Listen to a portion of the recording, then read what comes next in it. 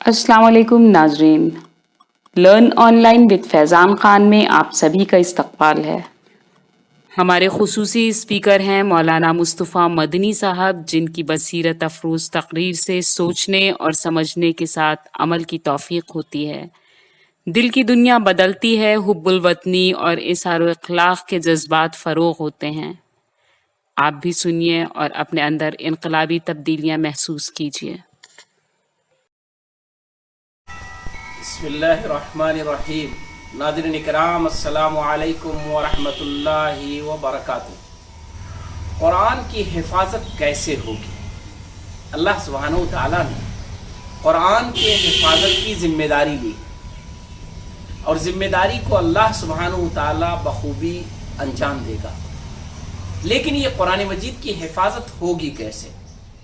उमूमी तौर पर कुरान मजीद सीनों में महफूज होता है, लोग उसे याद करते हैं, इसलिए कुरान मजीद कभी बदला नहीं जा सकता है। लेकिन कुरान मजीद ने अपने बारे में एक बात और कही है। कुरान मजीद ने कहा है कि ये कुरान अगर अल्लाह के अलावा किसी दूसरे का कलाम होता तो इसमें बड़ा इख्तिलाफ पाया जाता, तजाद होता, इसमें टकराव होता आपस में। गोया कि कुरान मजीद की हक्कानियत और उसकी सच्चाई की दलील कुरान मजीद का वो माना और मफहूम है, कुरान मजीद की वो गुफ्तगू और वो अंदाज है जो ये साबित करता है कि ये कुरान इंसान का कलाम नहीं है। इंसानी कलाम और अल्लाह के कलाम में फ़र्क कुरान मजीद अपने मफहूम के ज़रिए करता है, अपने मानी के ज़रिए करता है, अपने अंदाज़ गुफ्तगू के ज़रिए करता है, अपने टॉपिक और इश्यूज़ के ज़रिए करता है, अपने दलाइल और तफहीम के ज़रिए करता है। कुरान ने जो बार बार ये बात दोहराई है, इसीलिए कुरान मजीद को अल्लाह तबारक तआला ने फरमाया कि ये ज़िक्र है और इसकी हम हिफाजत करेंगे। कुरान मजीद को अल्लाह तबारक तआला ने ऐसे मौके पर जब उसने उसकी हिफाजत की बात की है तो उसे ज़िक्र यानी याद दहानी, एक याद करने वाली किताब, समझने वाली किताब। तो कुरान मजीद एक शक्ल वो है कि कुरान मजीद याद किया जाए और सीनों में महफूज रखा जाए।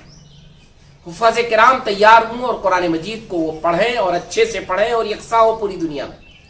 और दूसरी चीज़ ये है कि कुरान मजीद को समझने का माहौल बनाया जाए, उसे समझा जाए, उसे जाना जाए और उसकी बातों को फैलाया जाए, तो कुरान मजीद महफूज रहेगा।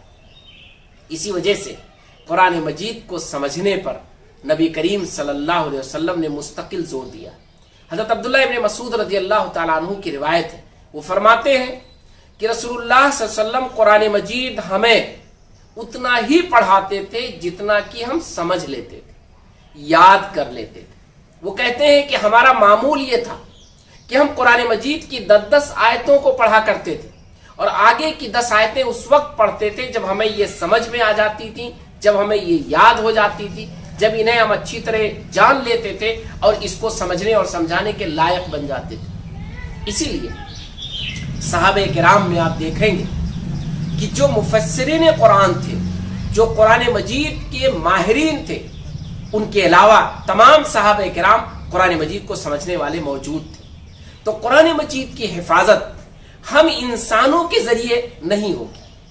कुरान मजीद को हम किसी खूबसूरत चीज़ में बंद करके रख दे और सजा दे और रिकॉर्ड बना दे कि ये है कुरान मजीद का नुस्खा जिसमें कोई तब्दीली नहीं करेगा।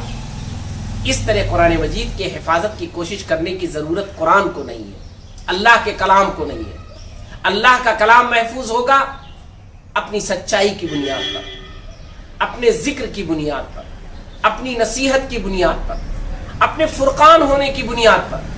कुरान मजीद उसका एक दूसरा नाम जो कुरान मजीद ने खुद जिक्र किया है और अल्लाह ताला ने इरशाद फरमाया है कि हमने रमज़ान के मुबारक महीने में फुरकान को नाजिल किया है। फुरकान यानी सही और गलत के दरमियान फ़र्क बताने वाली किताब, सही और गलत को समझाने वाली किताब।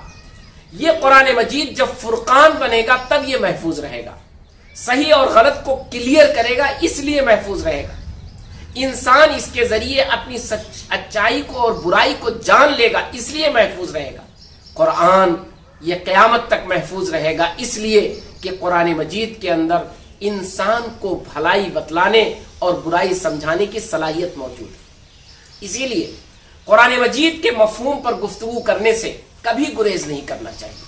قرآن مجید یہ ہمارے لیے موضوع بحث ہے، قرآن مجید یہ ہمارے سمجھنے اور سمجھانے کے لیے، اور دنیا جب قرآن مجید کو سمجھنے لگے اور سمجھانے لگے تو یقین جانیے کہ مجید کی حفاظت کے لیے گویا آگے آ گئی۔ لرن آن لائن کی جانب سے آپ سے بس اتنی التجا ہے کہ ہمارے اس پروگرام کو لائک، شیئر اور سبسکرائب ضرور کریں، ساتھ ہی بیل آئیکن دبانا نہ بھولیں، جس سے ہماری ہر ویڈیو آپ تک اپلوڈ ہونے کے ساتھ ہی پہنچ سکے۔